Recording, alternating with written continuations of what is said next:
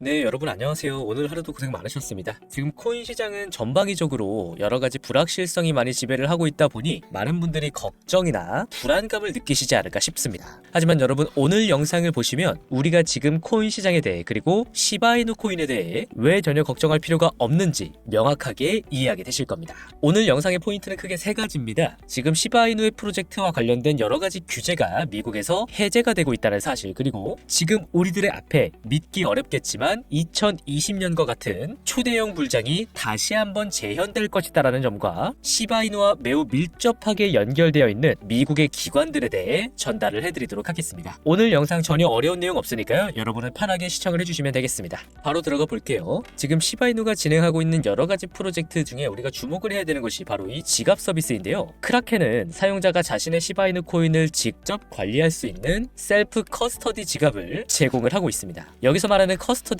것은 자산을 보관 및 관리할 수 있는 서비스를 말하는데, 지금 은행들과 신탁회사들이 진행을 해주고 있는 업무이기도 하죠. 그런데 이 지갑 서비스가 시바이누의 가격 상승 동력으로 작용을 하는 이유가 무엇이냐? 지금 미국에서 은행들의 이 암호화폐 커스터디 서비스가 공식 허용되는 방향으로 변화가 일어나고 있기 때문이에요. 이미 지난달 미국의 통화감독청이 은행들의 암호화폐 커스터디 서비스를 공식적으로 허용한다고 밝혔는데요. 여기에 그치지 않고 미 연방예금보험공사 FDIC는 암호화폐 디뱅킹의 핵심 규정을 철회하기로 결정을 내렸습니다. 과거 FDIC는 은행들에게 암호화폐 관련 활동을 중단하거나 제한하도록 권고하는 일시중지 서한을 발송했던 적이 있다고 제가 지난 영상에서 다뤄드렸던 적이 있죠. 이렇게 은행들의 암호화폐 관련 활동을 제한하는 법적 근거가 됐던 규정을 최종적으로 FDIC가 철회하기로 결정을 내리면서 이제 은행들이 본격적으로 가상화폐 시장으로 뛰어들 수 있는 법적 관문이 열리게 되었다는 겁니다. 앞서 뱅크 오브 아메리카의 CEO가 이야기했듯이 미국의 은행들은 규제가 풀리면 가상화폐 결제에 뛰어들 만반의 준비를 이미 마쳐놓은 상황인데요. 여기서 우리가 알 수 있는 것은 이겁니다. FDIC 규제 철회로 인해 이제 기관들이 시바이누의 커스터디에 자산을 맡기고 직접 운용하는 것이 법적 리스크 없이 가능해졌다. 이 점이 바로 시바이누 네트워크로 기관들의 유동성을 더욱더 크게 끌어올 수 있는 요인으로 작용을 한다는 점, 여러분 꼭 기억을 해주시길 바라고요. 앞으로 이 시바이누의 가격 상승이 더욱더 극대화된다는 명확한 사실을 이해하기 위해 오늘 영상의 두 번째 포인트이자 전체 시장에 대한 관점으로 한번 넘어가 보도록 하겠습니다. 바로 2020년 불장이 재현될 준비를 마치고 있다는 것인데요. 지난 새벽 동안 트럼프 행정부가 관세를 유예한다는 가짜 뉴스가 나오는 바람에 시장의 변동성이 커지는 일이 있었는데요. 제가 지난 영상에서 트럼프가 이렇게 관세 정책을 무지막지하게 밀어붙이는 근본적인 목적이 뭐라고 말씀드렸죠? 바로 금리 인하라고 말씀드렸습니다. 그리고 트럼프는 어제도 연준에 다시 한번 금리 인하를 촉구하는 메시지를 보냈는데요. 지금 여기서 우리는 과거의 교훈을 다시 한번 되새겨볼 필요가 있습니다.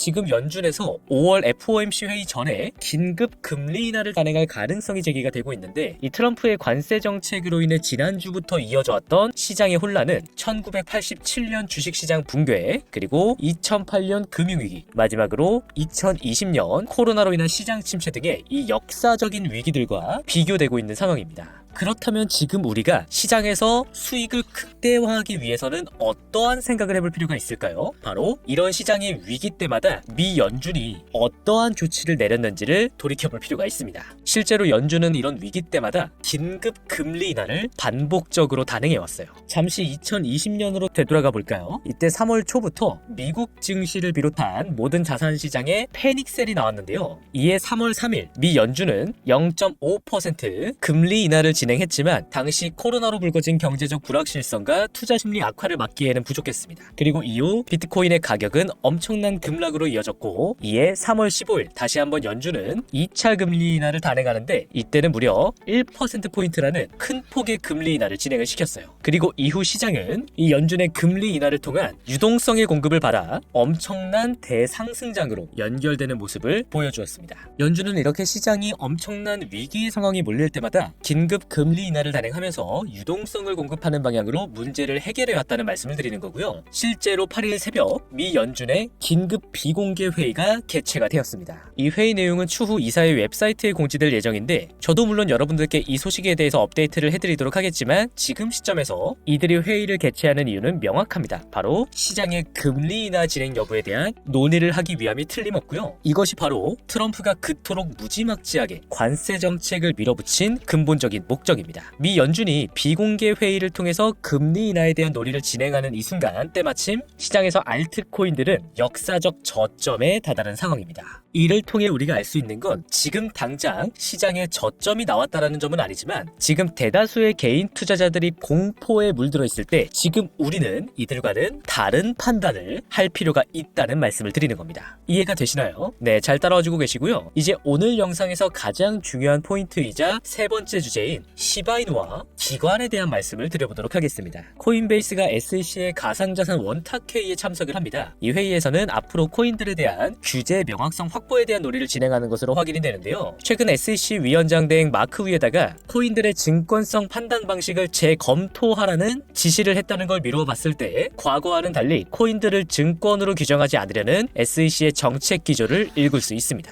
그리고 코인들이 증권으로 간주되지 않고 상품으로 분류가 된다는 것은 자연스럽게 ETF 출시를 위한 법적 불확실성이 제거되고 있는 국면이다라고 이해할 수가 있는데요. 여기서 코인베이스는 이미 시바이누 선물 상품을 출시한 데 이어서 ETF 출시 직전 단계에 해당하는 인덱스 펀드에도 시바이누를 추가시킨 시바이누 ETF를 명확히 자신들의 프로젝트에 포함시켜 놓은 거래소입니다. 그리고 바로 여기서 미국 최대이자 세계 최대 자산운용사가 등장을 하게 되죠. 바로 블랙록입니다. 블랙록은 코인베이스와 손을 잡고 작년에 자산 토크나 투자 펀드 비들 상품을 세상에 꺼내놓았는데요. 게다가 최근 SEC와 직접 가상자산 ETF 현물 환매에 대한 논의를 시작하면서 새로운 코인 현물 ETF 승인을 위한 필수 작업을 진행하고 있습니다. 이를 통해 우리는 이제 곧 블랙록이 새로운 ETF 상품을 꺼내놓을 것이다라는 사실을 알 수가 있는데 블랙록의 이러한 계획에 포함되어 있는 암호화폐가 바로 시바이누입니다. 이미 시바이누 커뮤니티에 의해서 블랙록과 그레이스케일이 시바이누 ETF 출시를 할 수 있다라는 관점이 제기된 적이 있는데요. 때마침 공교롭게도 지금 블랙록이 가상자산 ETF 신청을 위해서 SEC의 TF팀과 논의를 하고 있는데 얼마 전 SEC의 TF팀은 공식적으로 밈코인은 증권이 아니다라는 이례적인 확인을 해줬던 일이 있습니다. 자, 과연 이 모든 흐름이 지난달부터 동시다발적으로 일어나는 것이 우연일까요? 과연 블랙록은 정말 시바이누 ETF를 물밑에서 준비하고 있는 것이 사실일까요? 이 모든 질문에 대한 답을 저는 블랙록의 이 비들 펀드 지갑에서 찾아낼 수 있었습니다. 블랙록의 펀드 지갑에서 발견된 시바이누와의 숨겨진 연결고리, 시바이누 코인의 가격을 역사적인 수준의 폭등으로 이끌어줄 이 마지막 퍼즐 조각, 이어지는 후속 정보가 궁금하신 분은 아래에 보이는 제 번호로 후속 정보라고 남겨주시면 제가 신속하게 공유해드리도록 하겠습니다. 자, 부득이하게 제가 영상에서 모든 정보를 공개하지 않는 이유는 최근에 다른 유튜브 채널이랑 커뮤니티에서 제가 한 시바이누 분석 내용을 마치 자기가 한 것처럼 그대로 가져다 베끼는 사람들이 있더라고요. 그래서 이어지는 후속 정보는 저와 함께하고 싶으신 구독자분들께만 공개를 해드리려고 합니다. 저는 이 정보를 바탕으로 우리가 어떤 대응을 해야 하는지까지 구체적으로 분석을 해놓았는데요. 제 영상을 시청해주시는 구독자분들께는 가감없이 모두 공유를 해드릴 거니까 여러분은 저에게 후속 정보라고만 보내주시면 되겠습니다. 그리고 개인적으로 영상 내용에 대해 궁금하신 부분이나 더 알고 싶으신 부분은 자유롭게 댓글 또는 저한테 직접 문의를 남겨주시면 제가 다 답변을 드릴 수 있도록 하겠습니다. 그럼 오늘도 영상 끝까지 시청해주셔서 감사하고요. 시바이누 분석은 여기에서 마치도록 하겠습니다.